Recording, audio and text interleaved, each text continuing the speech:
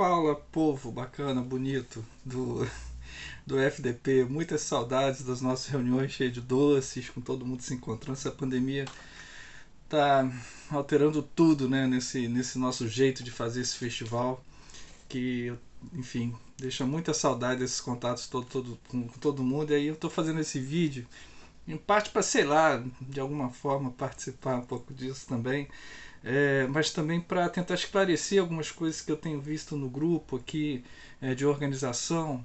Eu vi a Silvinha falando aí agora há pouco. Eu sei que é confuso mesmo, né? Como é confuso o formato do festival, né?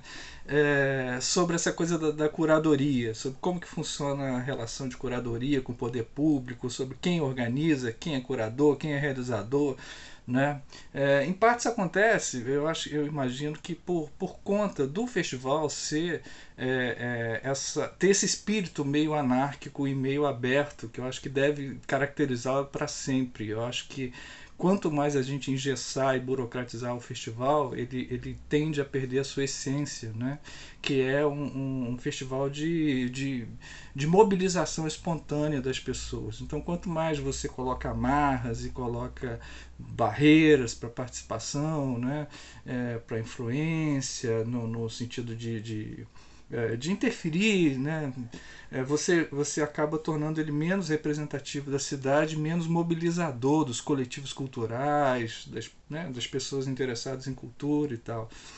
Eu procuro não participar muitas vezes, né, nas outras edições que eu já mais recentes, em que eu já não estava mais na presidência da IC, por conta de entender também que ele não pode ter essa marca tão pessoal, né? Tanto que eu sempre falo, evito, quando vem alguém com essa conversa, o criador do FSP, eu falei, não pode ter isso, porque eu acho que isso prejudica muito o festival, se você tiver essa marca pessoal muito clara. Né? É importante que ele seja institucional e que seja da cidade. Então eu estou sempre muito bem representado pelo meu presidente Wellington Cordeiro. Fico tranquilo, né, com as decisões que ele toma em nome da entidade lá no coletivo. Então eu procuro me manter um pouco mais afastado. Mas também fica eu vejo essas conversas assim aparecendo. É claro que vem a vontade de contribuir de alguma forma também para esclarecer, né? Então, sobre essa questão de curadoria, é o seguinte: estava lá no projeto original, recepcionado pelo Weiner, né, desde 2013, que ele seria feito inicialmente pelas entidades que estavam propondo, né, que eram a AIC e a ACL, né, sem prejuízo de que isso fosse cada vez mais aberto. Tanto que nas outras edições a gente conseguiu promover, o que não deu para fazer agora na pandemia, a gente conseguiu promover os chamados encontros FDP, né, do qual podia participar qualquer pessoa, inclusive do poder público. A gente teve um, por exemplo, no Teatro de Bolso, que estava lotado, né, o de 17, por exemplo, estava lá Cristina Lima, gente do governo, gente das entidades, e a gente ouvindo propostas.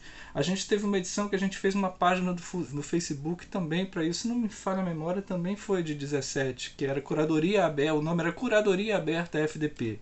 Né, que era também para ouvir propostas e tal, e que a gente sistematizava, a gente pegava aquilo tudo, a IC, a CL, né, quando a gente tinha muita participação da CL também pelo Elinho e tal. Agora a gente tem com a Wanda chegando, né, também se situando, né, nessa doideira que é o FDP. Então, tanto quanto possível, a gente ia reunindo isso tudo para mapear as vozes, as coisas que estavam aparecendo e sistematizar isso tudo para poder enviar para a realizadora, que é a Prefeitura Municipal de Campos, certo? Que desde o início a nossa proposta é essa, de que fosse um festival da cidade, realizado pela Prefeitura da cidade, com demais partes do poder público, como a Câmara, instituições, etc. e tal. Qual é o espírito dessa curadoria? É de que ela seja independente em relação ao poder público, justamente para deixar o gestor do poder público à vontade com relação a esse conteúdo, né, para que ele não tenha que ficar tendo dificuldades, aparando arestas políticas, de disputas, que a gente sabe que acontece, que é normal de um governo. Né? Então, para preservar, isso aconteceu em todas as outras edições, a gente não teve uma vírgula de interferência em conteúdos, em palestrantes, em escolhas de temas, em moderadores, em nenhuma das outras edições. Né? E isso é muito importante porque deixa o gestor público à vontade também, porque ele pode ter eventualmente pressões de governos, de superiores políticos, de lideranças, isso é normal da guerra política. E ele vai poder dizer para os seus pares que, olha, a curadoria é da sociedade, é organizada ali em torno da IC, da CL, da Pedralva, de quem mais participar e de que foi regimentado por eles. Certo? A gente tem o compromisso de realizar, né? Mas a curadoria em torno de conteúdo vem da sociedade numa interação bacana entre forças da sociedade, né? e do poder público. Isso me faz lembrar, inclusive, uma máxima do Mário Covas, que tinha esse espírito democrático, com relação à Fundação Padre Anchieta, que administra a TV Cultura de São Paulo. Ele dizia, olha, a Fundação Padre Anchieta é o único lugar que o governo de São Paulo coloca dinheiro, mas não manda. Porque ele prezava essa autonomia que a Fundação Padre Anchieta tinha para discutir os seus conteúdos do que estaria na TV Cultura. Certo? Eu acho que é um paralelo bacana para a gente também, né? Para a gente entender que a gente pode construir juntos, né, produtos culturais que tenham a voz da sociedade, né, e ao mesmo tempo tenham a realização do poder público. Eu sei que isso às vezes causa algum desconforto, né, sobretudo no agente que tem um sangue muito político, né, porque político faz parte da sua essência querer interferir em tudo. Né? Então, se ele vê ali na programação algum desafeto, e é o que a gente queria evitar, né, que ele tivesse que se preocupar com isso. Se ele vê algum desafeto, se ele vê algum opositor, o sangue político dá vontade de interferir, né? Não tira essa pessoa daí, não gosta desse cara, tira não sei o que e tal. E o objetivo é justamente preservar a cultura, o conteúdo desse tipo de tensão, né? Deixando que as entidades administrem isso. Né? Se a gente precisa, e eu acho que precisa, construir para o futuro balizas mais organizadas com relação a isso, sobre como isso se dá, né? Eu acho que a gente pode caminhar sim para fazer. Eu acho que o que a gente não pode é aproveitar uma discussão sobre como isso se dá para poder abrir brechas para que ou seja, discutir isso não para aperfeiçoar o mecanismo, mas para torná-lo mais perecível aquilo que a gente quer evitar, que é justamente a mão pesada do poder público, qualquer que seja ele, em qualquer momento histórico, porque é uma tendência, né? O poder político tende a é normal, né? Tende a se expandir, a interferir, a cobrar, a querer, né?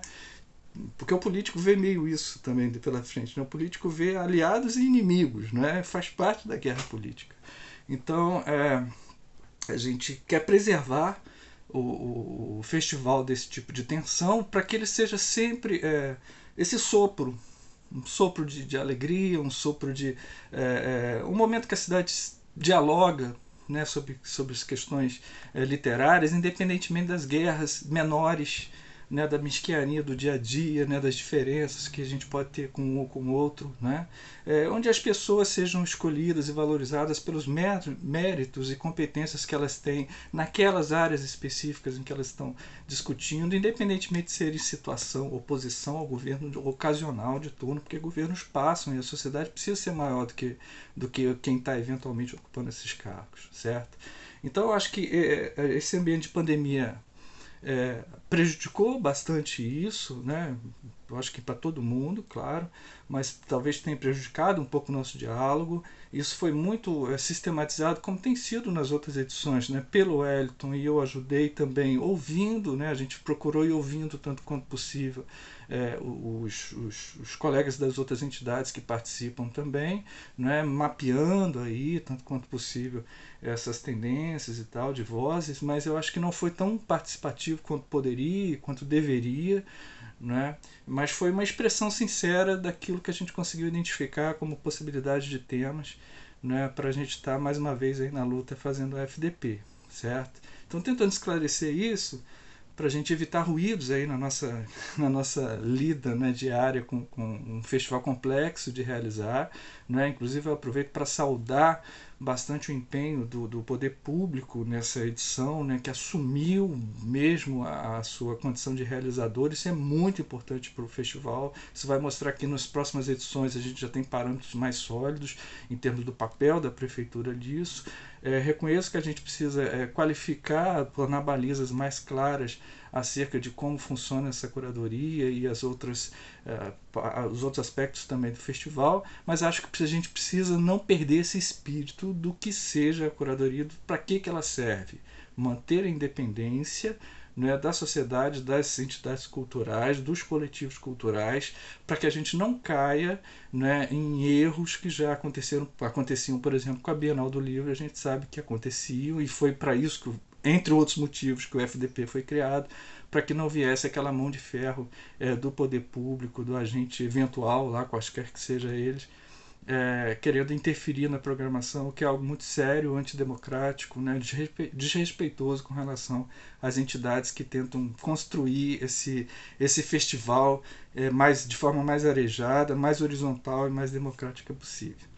Beleza? Espero que tenha contribuído aí na conversa para poder ajudar a aclarar essas questões, que eu sei que são complicadas mesmo, mas o festival é isso também, né, gente? É um pensar junto constantemente, é uma mutação, nenhuma edição tem sido igual à outra. E eu espero que estejam todos bem, em paz, com saúde, para que a gente siga resistindo bravamente. Um beijo para todo mundo aí, gente. Grande abraço.